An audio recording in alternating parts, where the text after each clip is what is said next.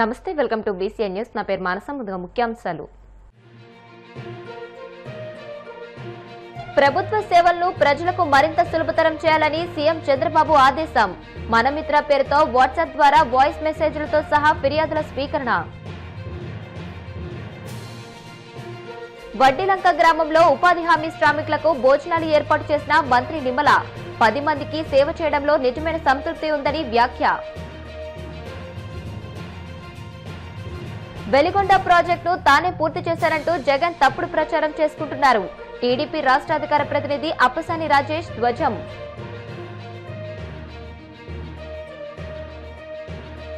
రేపు నెల్లూరు జిల్లా చిల్లకూరు మండలంలో పేదల సేవలో కార్యక్రమంలో పాల్గొనున్న సీఎం చంద్రబాబు. ఏర్పాట్లను పరిశీలించిన అధికారులు, ప్రజాప్రతినిధులు. ప్రభుత్వ సేవలను ప్రజలకు మరింత చేరువ చేసేందుకు, పరిపాలనలో పారదర్శకత, వేగాన్ని పెంచేందుకు ముఖ్యమంత్రి చంద్రబాబు కీలక ఆదేశాలు జారీ చేశారు. ప్రభుత్వ పథకాలు, సేవలు పొందడంలో ప్రజలు ఎదుర్కొంటున్న ఇబ్బందులను తొలగించి ప్రక్రియలను సులభతరం చేయాలని ఆయన స్పష్టం చేశారు. అమరావతి సచివాలయంలో రియల్ టైం గవర్నెన్స్ సొసైటీ కేంద్రంలో వివిధ శాఖల పనితీరుపై ఆయన ఉన్నత స్థాయి సమీక్ష నిర్వహించారు. ఈ సందర్భంగా ప్రజలతో నిత్యం సంబంధాలుండే శాఖల్లో సేవల సరళీకరణపై ప్రధానంగా దృష్టి సారించారు. ముందుగా 11 రకాల కీలక సేవల్లో అనవసరమైన ప్రక్రియలను కుదించి వాటిని సులభతరం చేస్తున్నామని అధికారులు ముఖ్యమంత్రికి వివరించారు. దీనిపై సంతృప్తి వ్యక్తం చేసిన సీఎం ప్రజా ఫిర్యాదుల స్వీకరణ వ్యవస్థను మరింత పటిష్టం చేయాలని ఆదేశించారు. 10 మందికి సేవ చేయడంలో నిజమైన సంతృప్తి ఉందని మంత్రి నిమ్మల రామన్నాయుడు అన్నారు.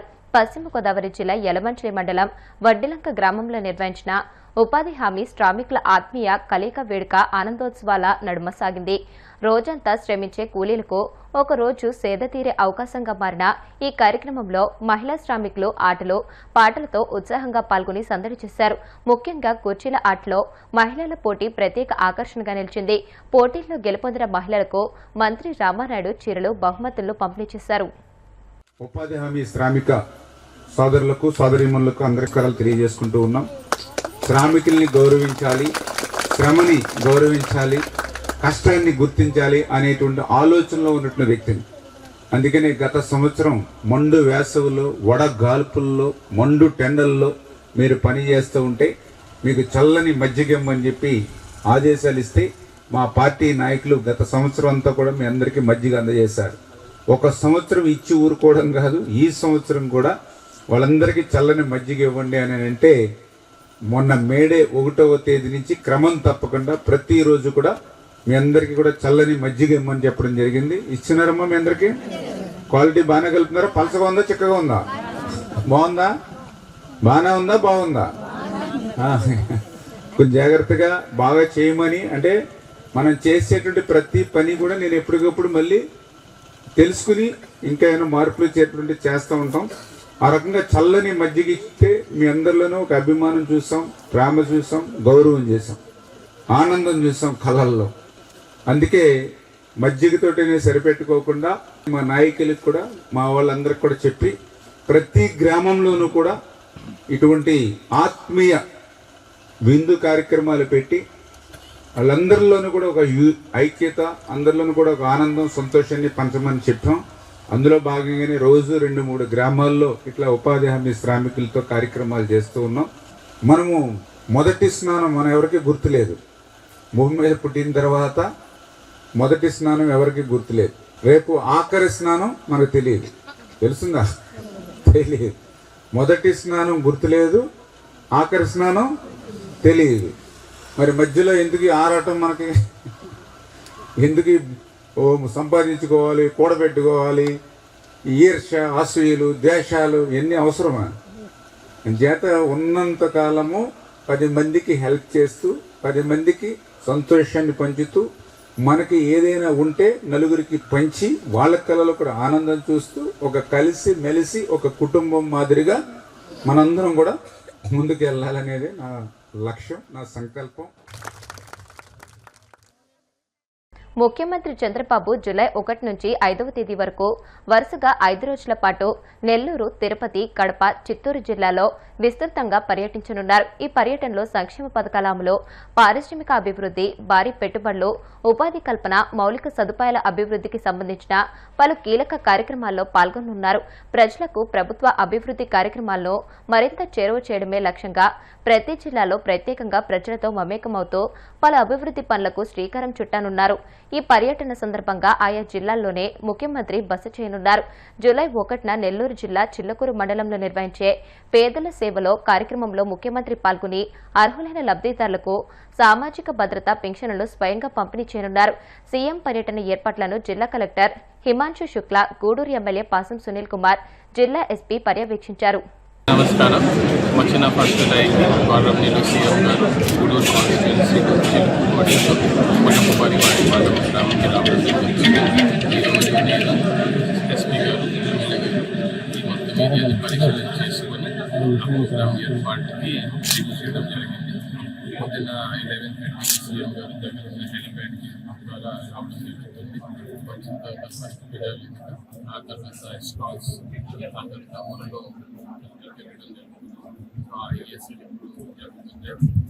ఇక్కడ ఉన్న లోకల్ పాపులేషన్ వాళ్ళే వస్తారు. ముఖ్యమైన ఈ ప్రాంతంలో లాస్ట్ 1 or 2 years ఈ ప్రాంతంలో బాగా అభివృద్ధి జరుగుతున్నాయి. దగ్గరలోనే మన భారతదేశంలో గవర్నమెంట్ ఆఫ్ ఇండియా ద్వారా శాంక్షన్ చేసిన ఫర్నిచర్ పార్క్ కాన్స్టిట్యున్సీకి రావడం చాలా సంతోషమైన విషయం.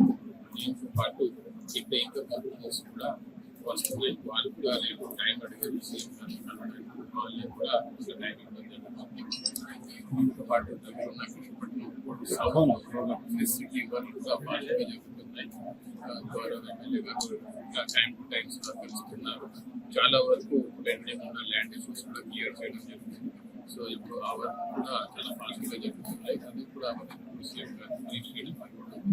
ఓవరాల్గా ఈ గూడూరు కాన్స్టిట్యున్సీలో అభివృద్ధి దగ్గర నుంచి చాలా వర్క్ జరుగుతున్నాయి. ఫుడ్ వర్క్స్ కానీ, చంద్రాల ఆర్టీ వర్క్ కానీ, తర్వాత ఎంప్లాయ్మెంట్ పొటెన్షియల్ ఏరియాలో చాలా ఎక్కువ ఉంది. సో వచ్చిన సీఎం గారిని ఇంకా డైరెక్షన్ తీసుకుంటారు. ఓవరాల్గా ఈ ప్రోగ్రామ్కి అన్ని ఏర్పాట్లు ఫాస్ట్గా జరుగుతున్నాయి. రేపు సాయంత్రం విధంగా ఈ ప్రోగ్రామ్కి రెడీ అవుతారు.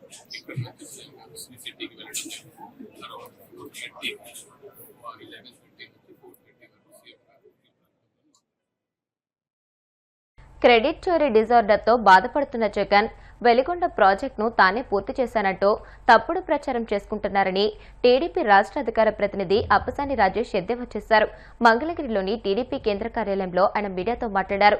1996లోనే వెలిగొండకు చంద్రబాబు శంకుస్థాపన చేయగా నేడు ఆయన హయాంలోనే అది పూర్తి కానుందని తెలియజేశారు.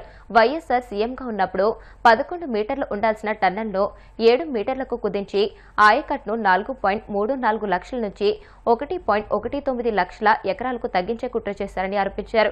2019 నాటికే 80% పూర్తయిన వెలిగొండను వైసీపీ ప్రభుత్వం తీవ్రంగా నిర్లక్ష్యం చేసి మిగిలిన 20% పనులను గాలికి వదిలేసిందని అన్నారు. 5,000 కోట్ల పనులు పెండింగ్లో ఉండగానే జాతికి అంకితమంటూ జగన్ దొంగ నాటకాలు ఆడారని దుయ్యబట్టారు. చంద్రబాబు నాయుడు గారు ప్రకాశం జిల్లా అంటే ప్రస్తుత మార్కాపురం జిల్లాలో పర్యటించి వెలిగొండ ప్రాజెక్టు నిర్వాసితులకి సుమారుగా 2,351 మంది నిర్వాసితులకి 6 ప్యాకేజ్ కింద 300 కోట్ల రూపాయల చెక్కు వాళ్ళకి ఆ పరిహార పంపిణీ నిమిత్తం అందజేసిన సంగతి మనకందరికీ తెలిసిందే. ఇటువంటి నేపథ్యంలో నిన్న చూసాం మనం సాక్షి మీడియాలో జగన్మోహన్ రెడ్డి గారు ఆయన ఏదో వెలిగొండ ప్రాజెక్టుని పూర్తి చేసి జాతికి అంకితం చేస్తే ఈనాడు చంద్రబాబు నాయుడు గారు ఆ క్రెడిట్ చోరీ చేస్తున్నారు అంటూ ఒక బ్యానర్ ఐటమ్ ప్రచురించిన సంగతి చూస్తూ ఉన్నాం. అంటే ప్రతి సందర్భంలో ప్రభుత్వం ఏదైనా ఒక ప్రాజెక్టు కంప్లీట్ చేసి ఆ ఫలాన్ని ప్రజలకు అందించే సందర్భంలో ఈ ప్రాజెక్టుని నేనే పూర్తి చేశా, నా హయాంలోనే ఈ ప్రాజెక్టు పూర్తయిపోయింది, ఈ ప్రాజెక్టు పూర్తయిపోయిన ఫలాన్ని ప్రజలకు అందించింది నేనే, కానీ చంద్రబాబు నాయుడు గారు క్రెడిట్ చోరీ చేస్తున్నారు అని చెప్పని పదే పదే ఈ మధ్యకాలంలో మా యువ నాయకులు, మా జాతీయ వర్కింగ్ ప్రెసిడెంట్ నారా లోకేష్ గారు చెప్తున్నట్టుగా క్రెడిట్ చోరీ డిజార్డర్, ఆ డిజార్డర్తో బాధపడుతున్న జగన్మోహన్ రెడ్డి గారు, వాళ్ళ కుటుంబ యాజమాన్యంలో ఉన్న సాక్షి పత్రిక, వాళ్ళ సోషల్ మీడియా ఏ విధమైన ప్రచారాలకు పాల్పడుతుంది చూస్తూ ఉన్నాం మనం.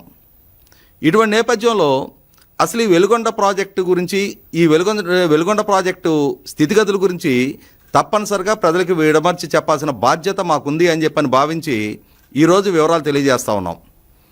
ఉమ్మడి రాష్ట్ర ముఖ్యమంత్రిగా చంద్రబాబు నాయుడు గారు కొనసాగుతున్న సందర్భంలో 1996 మార్చి 26వ తారీఖు రోజు వారి చేతుల మీదుగానే ఈ వెలుగొండ ప్రాజెక్టు శంకుస్థాపన జరిగింది.